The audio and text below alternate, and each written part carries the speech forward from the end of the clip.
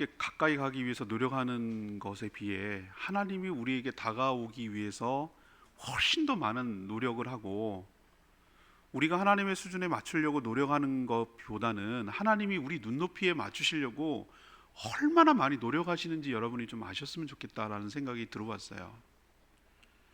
우리가 어린아이를 키워보면은 성숙한 부모가 어린 아이들한테 그 수준에 맞춰서 얘기를 하고 그 수준에 맞춰서 대화도 하고 그렇게 반응을 하잖아요. 우리가 애완동물을 키워보면 알지만 동물이 사람 같겠어요? 사람이겠습니까? 근데 우리는 어리석게도 그 동물이 내 수준까지 됐으면 좋겠다고 자꾸 착각을 하고 강요를 할 때가 얼마나 많은지 몰라요. 그냥 동물은 동물이고 고양이는 고양이고 개는 개인데 말이죠. 그래서 내 마음을 이해 못 해준다고, 그 반려동물이 내 마음을, 주인의 마음을 못 해준다고 그렇게 막 섭섭하고 막 이렇게 강요하고 교육한답시고 학대하고 이런 경우가 얼마나 많습니까? 하나님이 만약에 우리한테 그렇게 했다면 우리는 살 수가 없어요. 하나님이 수준을 확 낮춰주셔서 어리석기 짝이 없고 어린애 같고 미숙한 우리들을 어루며 달래며 함께 보폭을 맞춰서 살아오셨기 때문에 우리가 여기까지 살아오게 된 줄로 믿습니다. 근데 우리는 하나님을 대할 때 정말 미숙하고 어린애같이 생각할 때가 참 많이 있어요. 얼마나 자기중심적이고 이기적인지, 그냥 나한테 잘해주면 좋은 하나님, 나한테 못해주면 그건 서운한 하나님, 없는 하나님, 나중에 없다고 그래요. 하나님 없다고. 그럼 하나님의 존재는 여러분에게 무엇입니까? 그냥 내 소원이나 들어주는 존재? 내가 그냥 하고 싶은 대로 다 해주는 존재? 내가 할 수 없는 것을 큰 능력을 발휘해서 내 입맛에 맞도록 내가 원하는 족족 다 들어주는 존재? 그런 분을 하나님, 좋은 하나님이라고 생각하고 내 뜻대로 안 되고 자꾸 길이 막히고 아무 반응도 없고 침묵하고 있으면은 없는 하나님, 날 싫어하는 하나님, 이렇게 대하는 우리들의 태도가 얼마나 우리에게 문제가 있는지를 오늘 말씀을 통해 좀 깨달으셨으면 좋겠어요. 하나님께서 여러분들에게 간절히 원하는데도 안 들어주실 때가 있고요, 어떨 때는 들어주실 때가 있어요. 근데 여러분이 착각하지 말아야 될 것, 안 들어주시면은 하나님이 나쁜 하나님이고 나를 미워하고 나를 싫어하고 나를 잊어버렸나라고 생각해서도 안 되고, 반대로 하나님께서 여러분의 소원을 들어주셨으면 하나님이 나를 인정해 주시고 나를 원하시고 내 소원대로 되기를 원하시고 그래서 하나님이 좋아서 기뻐서 여러분의 소원을 들어주셨다고 착각해서도 안 돼요. 아닐 수도 있어요. 부모가 되면 자녀들이 막 너무 원해. 아니야, 그건 들어주면 얘한테 위험하고 아직 때가 아니에요. 막 뒤집어지고 막 난리를 치는 거예요. 교육 차원에서는 외면할 때도 있지만, 그래, 너 한번 그거 가져서 부모가 뭐를 염려하고 걱정했는지 한번 경험해봐라 라고 들어줄 때도 있어요. 그럼 그게 기분 좋아서 원해서 부모가 들어주는 겁니까? 아니에요. 그건 아닙니다. 더 큰 사랑, 그 아이와의 관계를 놓치고 싶지 않아서 부모니까 더 크게 바라보고 더 크게 포용하고 더 크게 담아내려고 그렇게 허용하는 것이지, 기쁘고 좋아서 그렇게 들어주는 건 아닌 것처럼 하나님께서 여러분의 소원을 들어줬다고 아싸 좋아하고 이렇게 단세포적으로 아주 단편적으로 하나님을 대하고 여기는 것에 대해서 우리 태도를 다시 한번 점검할 필요가 있어요. 오늘 말씀, 하나님께서 들어주시고 또 안 들어주시고, 왜 안 들어주시지? 근데 또 왜 들어주시지? 하나님의 진짜 의도는 뭐지? 하나님의 본 마음은 뭐지? 라는 것을 오늘 깨달으셔서 우리도 이런 비슷한 상황에 처하걸랑 하나님의 뜻이 어디에 있는지 여러분 깨달으시고 그 뜻을 따라 온전히 살아가는, 그래서 좀 더 한 뼘씩 자라서 더 성숙한 저와 여러분 되기를 소망합니다. 첫 번째는 우리에게 무엇을 잘못하셨는지를 가르쳐 주세요.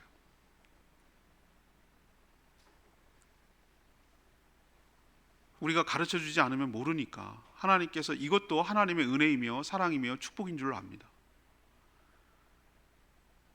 저는 제가 즐겨 보는 프로가 있다고 말했죠. 금쪽 같은 내 새끼. 그거는 내가 꼭 챙겨봅니다. 왜 그러냐면 자녀들을 다루기, 저는 자녀가 이미 다 장성했음에도 불구하고 사람을 결국은 이해해야 되고 사람을 양육하고 키워내야 되기 때문에 어떻게 해야 되는지도 유심히 보는 것 중에 하나예요. 근데 제가 거기서 깨달은 게 있어요. 우리는 부모가 되면 자식을 가르칠 때 어떤 인포메이션, 지식을 가르치는 것이 내가 가르치는 것의 전부라고 생각하는 경향이 있어요. 아니에요. 거기서 말하는 것은 뭐냐면은 훨씬 더 어떤 태도나 자세나 이런 것들도 가르쳐야 된다는 것을 거기서 제가 많이 깨달아요. 몸의 균형을 맞추는 거, 참고 기다려야 되는 거, 이럴 때 해야 될지 말아야 될지 아는 거, 이런 것들, 그리고 배변 활동하는 거, 친구와 어떻게 대해야 되는 거, 이런 것도 가르쳐야 된다는 걸 깨닫게 되는 거예요. 우리는 근데 어떡하죠? 막 영어 단어 하나 더 외우고 막 중국어라도 하나 더 한다 그러면 좋아하고 막 천재났다 그러고, 이게 얼마나 어리석고 착각인지 몰라요. 근데 더 중요한 건 뭐냐면 옳고 그름을 가르쳐야 되는 거예요. 옳고 그름. 옳고 그름. 좋고 나쁨이 아니고 옳고 그름. 이것은 옳은 것이고 이거는 아닌 것을 가르쳐 주는 것이 부모의 역할 중에 매우 중요한 것이구나라는 것을 알게 돼요. 하나님께서 우리를 대하실 때 옳고 그름에 대해서 가르쳐 주세요.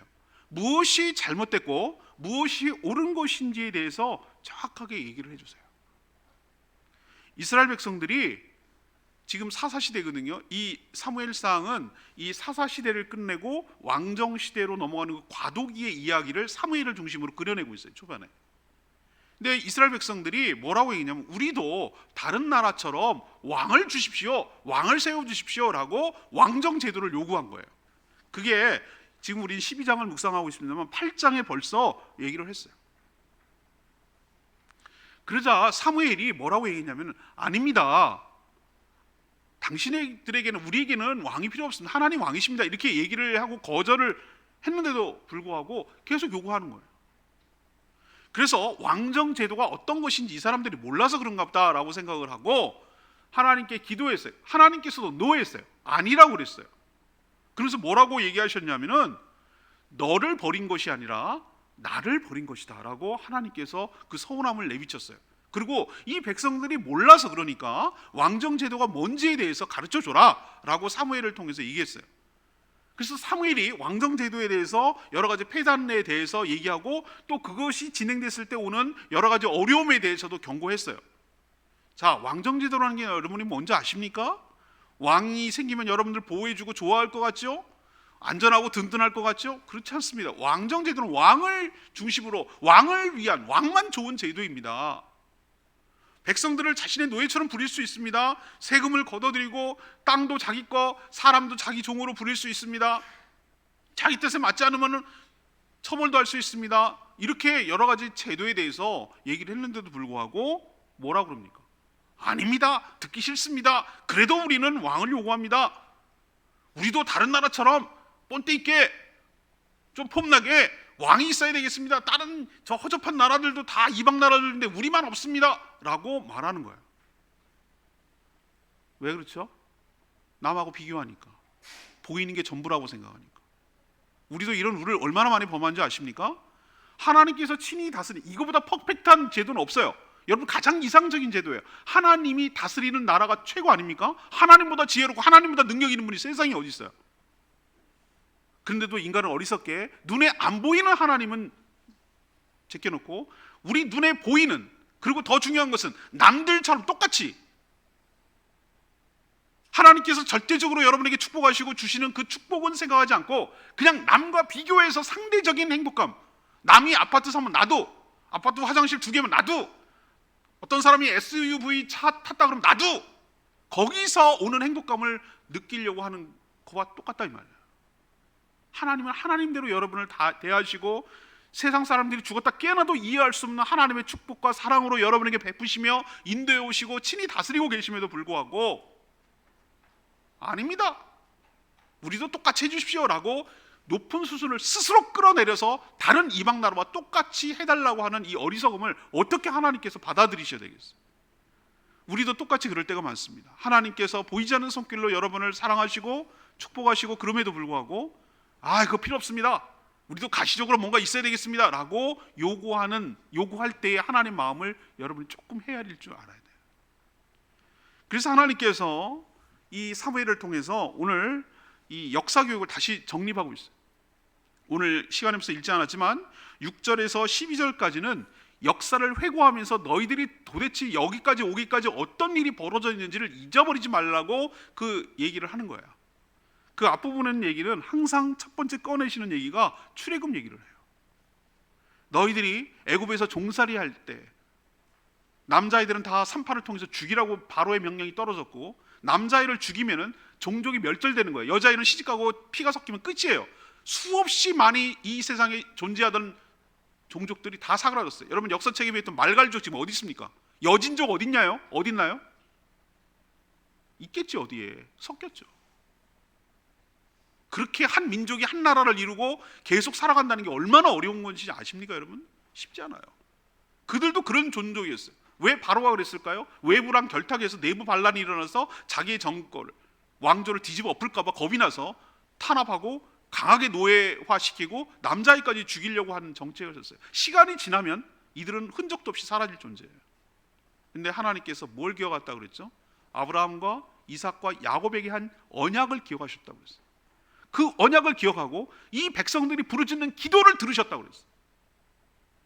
그리고 그 약속대로 10가지 재앙을 내리시고 마지막 10가지 장자를 치는 재앙을 통해서 그들을 출애굽 6월절 어린 양의 피로 통과하게 해서 그 바로라는 사단의 권세 꽉 장악하고 있고 노예로 살고 종살이 하던 곳에서 끄집어내어 민족으로서 200만이라는 거대한 숫자가 민족으로서 하나님의 백성으로서 하나님의 택한 백성으로서의 정체성을 가지고, 전에는 한 가족 족장이었으나 이제는 한 민족 한 나라라는 거대한 개념을 가지고 첫 출발할 수 있었던 계기가 출애굽이에요. 너네들이 어떻게 해서 시작되는지를 잊어버리지 말라는 거예요.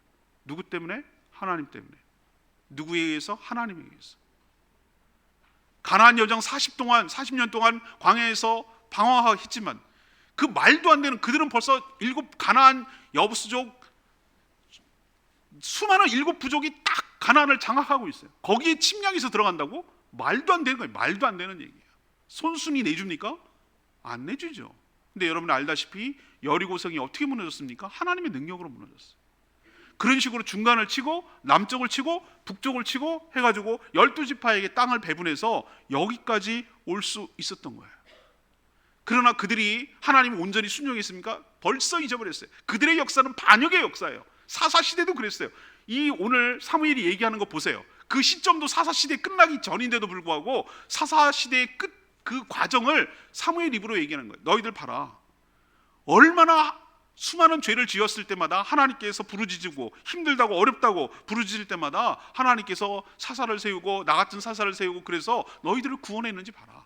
멀리 갈 거 없다. 바로 직전에 무슨 일이 있었느냐? 그게 바로 12절에 암몬 왕 나하스가 너희들을 침략해서 한 눈을 뽑아버려야 화친을 하겠다, 이런 말도 안 되는 조건을 내세우면서 압박해왔을 때 누구를 어떻게 구원했는지 너희들 기억 안 나냐? 하나님께서 그들을 하나님의 방법으로 사람을 세워서 내치고 그들을 물리쳐주지 않았느냐? 그런데도 왕을 요구한다고? 왕이 없는 게 아니잖아.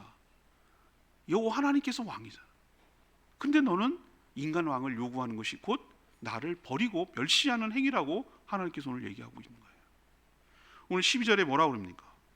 너희가 암몬 자손의 왕 나하스가 너희를 치러옴을 보고 너희의 하나님 여호와께서는 너희의 왕이 되심에도 불구하고 너희가 내게 이르기를 아니라 우리를 다스릴 왕이 있어야 하겠다 하였도다. 이게 하나님의 서운함이에요. 하나님의 속상함이 여기에 나오는 거예요.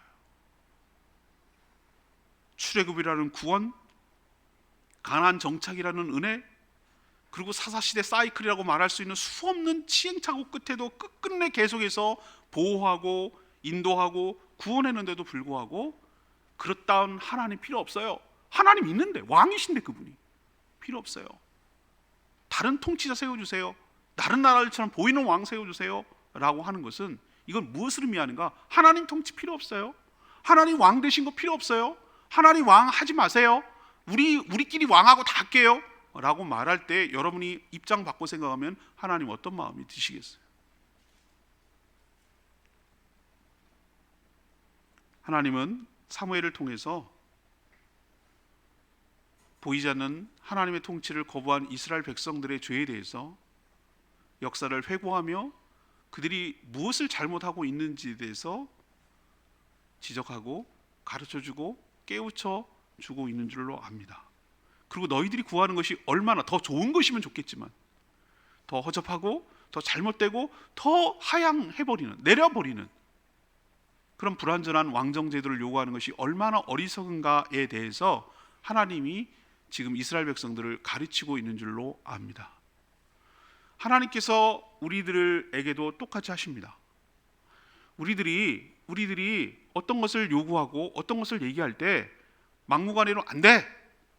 라고 말씀하시는 것이 아니라 왜 안 되는지, 왜 그런 것이 잘못된 요구인지, 그 기도가 왜 잘못된 것을 요구하는 것인지 하나님께서 말씀을 통하여, 기도를 통하여, 여러 가지 환경을 통하여 여러분에게도 그 잘못을 깨우쳐 주시도록 가르쳐 주시고 알려주시는 고마우신 분인 줄로 믿습니다. 그러기 위해서 우리가 말씀을 읽어야 되고 역사를 회고해야 되고 여기서 교훈을 얻어야 되고 말씀을 들어서 나에게 책망하시고 나를 가르쳐 주시고 내가 뭐가 잘못되고 내가 뭔 잘못 생각을 하고 뭔 잘못된 행동을 하고 있는지, 뭘 엉뚱한 것을 요구하고 있는지에 대해서 말씀을 잘 귀담아 들으셔서 하나님의 진심을 깨닫고 하나님이 뭘 원하시는지, 뭘 책망하고 계시는지에 대해서 정확하게 알 때 우리에게 유익이 되고 하나님의 본심과 하나님의 의도를 알게 될 줄로 믿습니다. 두 번째는요, 자기 잘못을 깨닫고 뉘우치도록 하나님 하세요. 사무엘이 14절에 경고를 했어요. 왕정제도에 대해서 책망하고 경고하는 내용이 14, 15절에 나오는데 13절부터 얘기하면 이런 얘기예요. 자 봐라, 너희가 구한 왕 너희가 택한 왕을 봐라. 사울을 두고 한 말이에요. 여호와께서 너희 위에 왕을 세우셨다.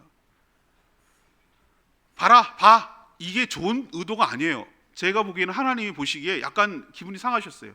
니네가 원하는 왕 봐라 이렇게 얘기했어요.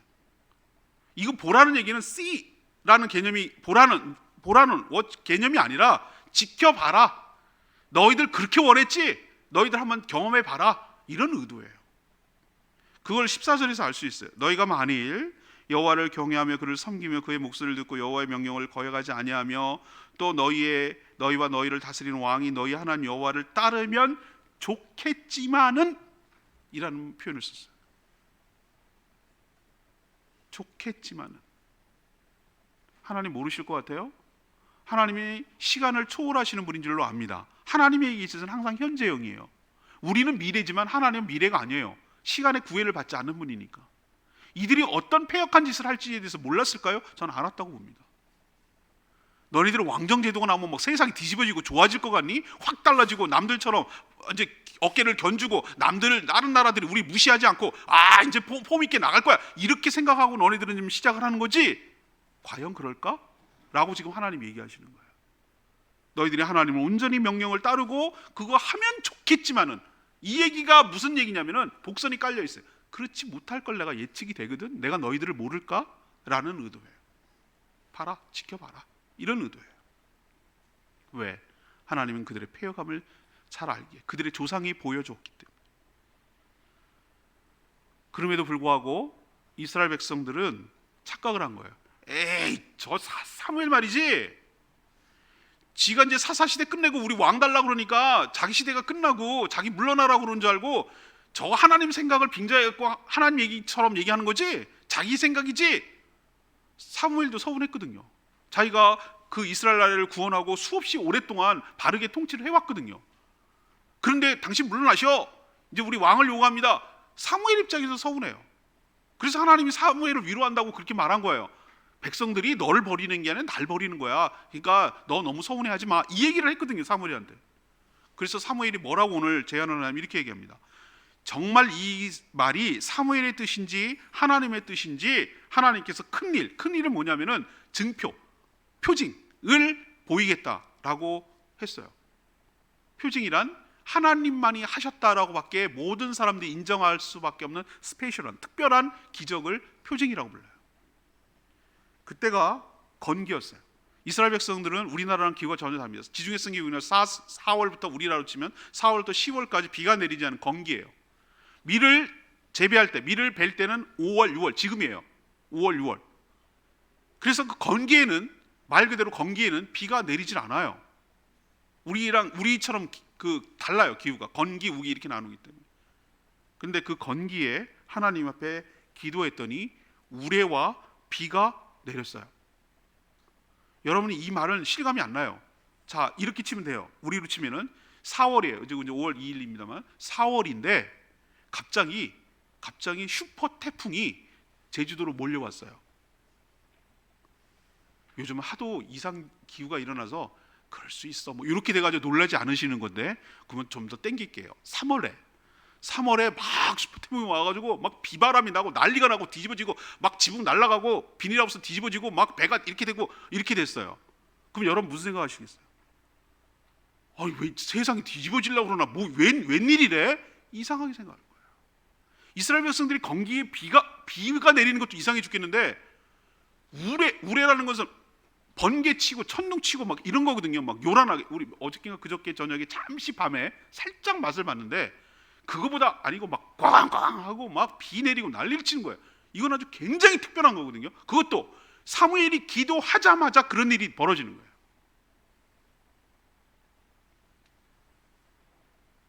왜 이렇게 하십니까? 이스라엘 백성들이 사무엘이 지 생각이야, 자기 얘기 저렇게 하는 거라고 라고 생각할까 봐, 또는 에이, 설마 하나님 그렇게 생각하겠어? 라고 할까 봐 하나님께서 그 증표를 보여주시지 않으면 이들이 못 깨달으니까. 이 왕정을 요구하는 것이 왕이신 하나님을 제껴버리고 멸시하는 행위가 얼마나 무례한 짓을, 우리가 무례한 요구를 하나님 앞에 했는지, 당신 필요 없어요 라고 대놓고 얘기하는 요구니까 얼마나 하나님 입장에서 이게 불쾌하고 무례하고 정말 화가 나는 일인지에 대해서 이들이 깨닫게 하시려고 그들이 느낄 수 있을 만한, 깨달을 수 있는, 피부로 체감할 수 있을 만한 우레와 비를 내린 거죠. 백성들의 반응은 두려움에 빠지기 시작했어요. 18절에 나와요. 17절에 하는 얘기예요. 오늘 밀베는 때가 아니냐 이런 얘기를 하면서 우레와 비를 내리사 너희 죄악이 큼을 너희에게 밝히 알게 하시리라. 밝히 알게 하시리라. 사랑하는 여러분, 저는 개인적으로 창피해서 아주 에피소드가 하나 있는데, 내가 하나님의 길을 가지 않고 딴 길로 가려고 잠시 너무 힘들고 어려워가지고 먹고 사는 게 힘들어서 잠시 한눈을 팔 적이 있어요. 내가 얘기 안 해요. 너무 창피해서. 너무 창피해. 그런데 하나님이 저한테 뺨을 팍 때렸어요. 뺨을 착 때렸어요. 하나님이 때렸다고 밖에 난 설명이 안 돼요. 정신 차려 이렇게 됐어요. 우리가 고집부리고 그거 아닌데, 그렇게 하면 안 되는데, 그런 생각 먹으면 안 되는데, 그 길로 가면 안 되는데, 그런 행동 보이면 안 되는데 라고 하나님이 얘기를 계속 해주는데도 계속 어르고 달래고 얘기해주고 가르쳐주고 하는데도 불구하고 고집 부리고 때 부리고 막 그러면 한 대 맞아요. 근데 그 맞는 것이 설 맞으면 모르니까, 장난치는 줄 아니까 빡 소리 나게 맞아요. 뺨 맞는 기분이에요. 이들이 에이 그거 사무엘 네 생각이지, 너도 물러나라 그러니까 기분 나빠갖고 하나님 빙자해서 하는 얘기지, 이렇게 생각할까 봐, 하나님이 진짜 그 말을 했을까? 에이 이럴까 봐 하나님께서 알아듣게끔 하기 위해서 건기에 그렇게 확 내린 거예요. 저는 결론적으로 말하면 하나님이 뺨 때려준 게 여러분 고맙다고 생각해야 될 줄로 압니다. 왜? 정신 차리라는 거예요. 누가 뺨 때려줄 사람이 있는 사람이 고마운 줄로 믿습니다. 네가 되든지 말든지 내가 알 바가 아니야, 망하든지 말든지 네 맘대로 해라 라고 했더라면 그거는 버린 거예요. 나를 버린 거라고. 이놈이 어디다가 정신 한눈 팔고 있어? 다 너를 통해서 내가 생각한 바가 있고 내가 너에게 지금까지 그렇게 인도하는데 뭐 딴짓거리를 해? 라고 한때 저한테 빡 때려서 눈이 번쩍 하게 해서 눈이 별이 이렇게 보이고 아웅아웅아웅 이렇게 만들어서 저를 정신 차리게 해서 이 하나님이 나를 때리네, 치셨네 라고 생각하고 정신 똑바로 차리고 다시 제 갈 길로 가도록 하는 것이 하나님의 사랑이며 하나님의 축복인 줄로 믿습니다.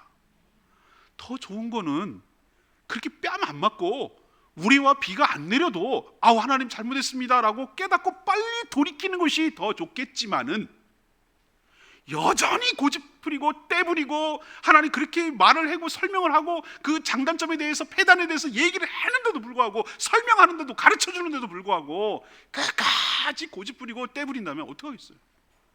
혼나야지 뭐. 혼나야지. 징계 받아야지. 하나님이라고밖에 느끼도록 확 깨닫게 해 주셔야지. 백성들이 18절의 반응을 보세요. 이에 사무엘이 여호와께 아래서 비가 내리니까 모든 백성이 여호와와 사무엘을 크게 두려워하니라. 인간이 이래요. 우레와 비 앞에도 절절매는 게 인간이에요. 센 척하고 강한 척하고 하나님 없이도 살 것처럼 그러죠. 우레와 비 앞에도 무력하고 두려운 것이, 연약한 것이 인간이에요.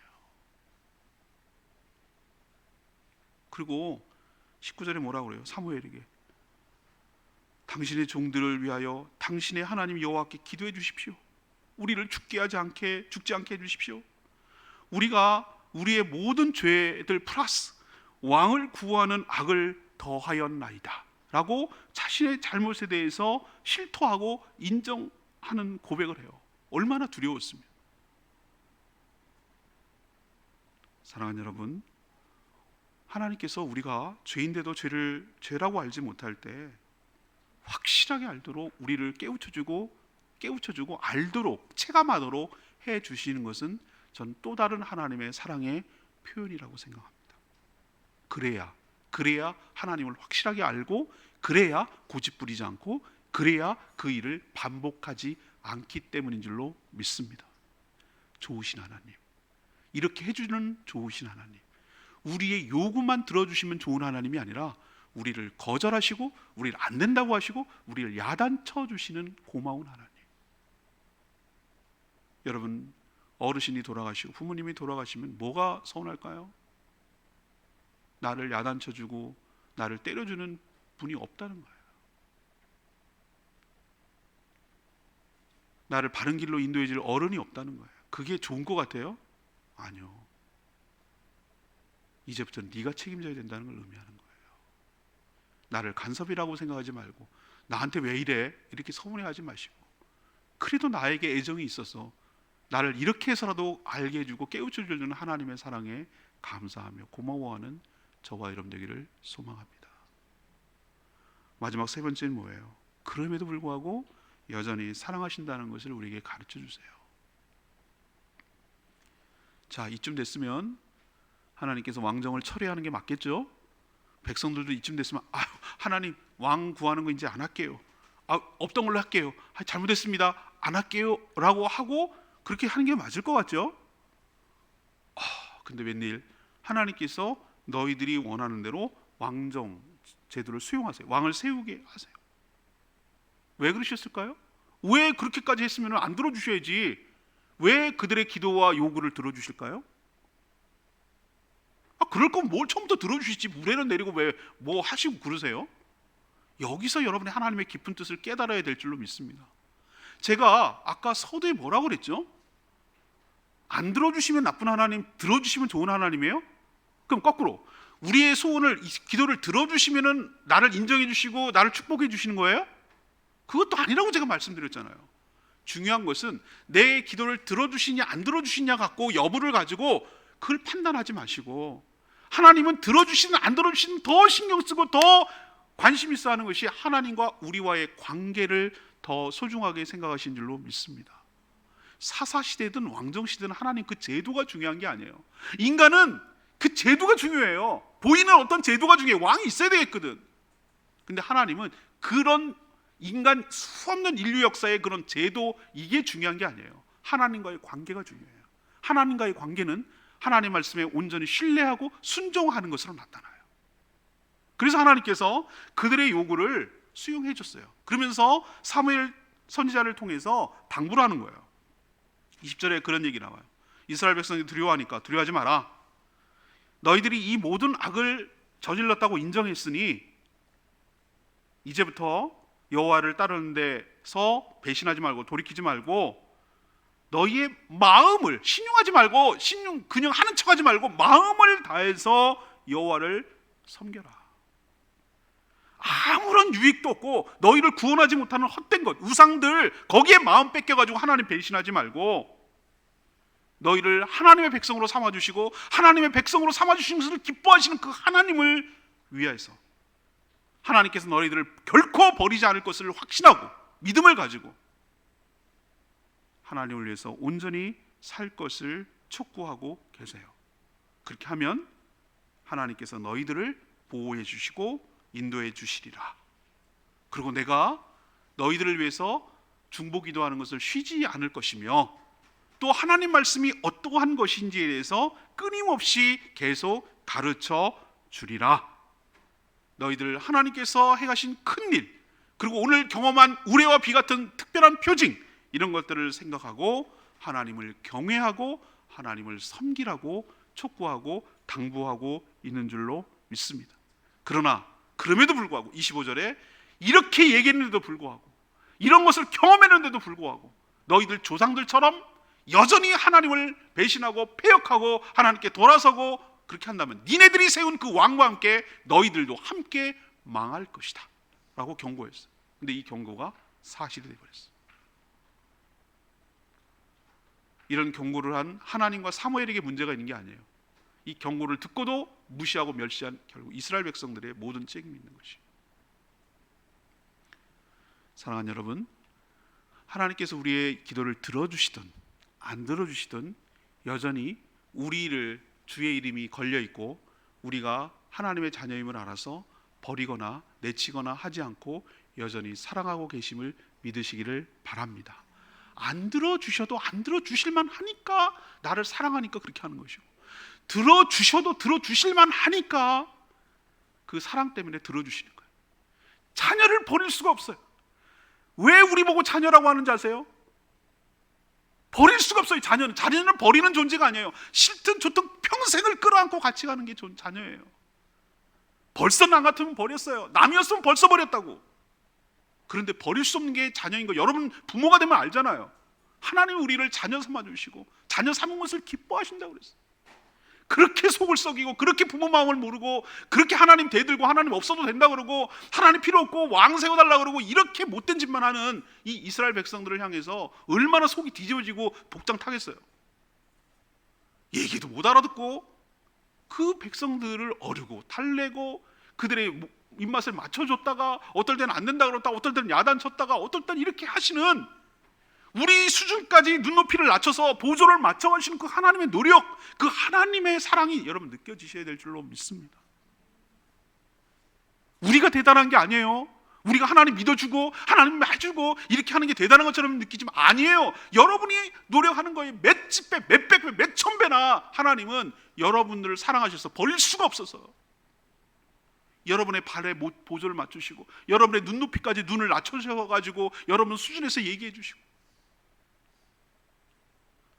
어르고 달래고 가르치고 어떻게든지 책망하기도 하고 그렇게 해서 끝까지 함께 가려고 하시는 그 하나님의 깊은 사랑과 깊은 은혜를 여러분이 조금이라도 헤아리신다면 주님의 뜻에 온전히 순종함으로 그 마음을 헤아리어서 보이지 않지만 하나님의 통치를 받고 주님과 동행하는 저와 여러분 되기를 소망합니다. 제발 육신의 눈으로 보이는 것에 연연하지 마십시오.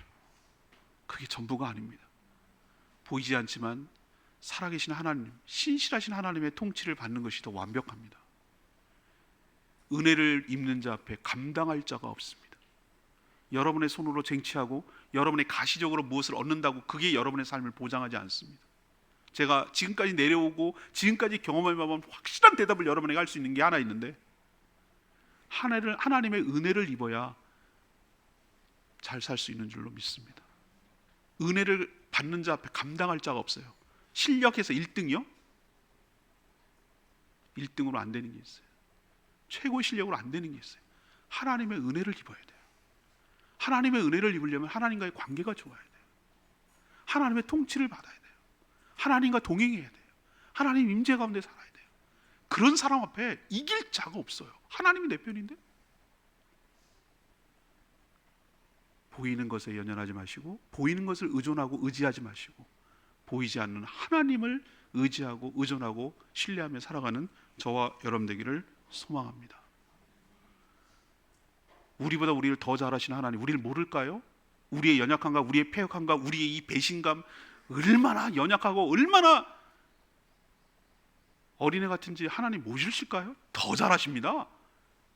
여러분 자녀 키워보면 몰라요? 자녀를? 자녀가 뭘 말하는지 눈빛만 보고 행동만 봐도 몰라요? 훤합니다. 훤해. 전 훤하던데요. 얘가 무슨 생각하는지, 뭔 의도인지, 무슨 뭘 때문에 저러는 건지 다 읽어내더라고. 읽어내요. 그게 부모지. 하나님 우리 모를까요? 잘합니다. 그래서 안 된다고 얘기하는 거고, 그래서 야단치는 거예요. 네가 그것이 잘못이라는 걸 깨달아야 다음에 그러지 않으니까 하나님께서 뺨을 때려주시는 거예요. 그게 사랑이에요. 부모니까 그러는 거예요. 하나님이니까 우리한테 그러는 거예요. 다른 건 안 그래요. 다른 자는 그렇게 안 해요. 이것조차도 받아들이고 이것을 사랑이라고 느끼고 감사할 줄 아는 저와 여러분 되기를 원합니다. 고집부리면 통한다고 여러분 하나님 착각하지 마세요. 부모가 자녀의 고집부리면 들어주는 것은 적기 때문이 아니고 사랑하기 때문이에요.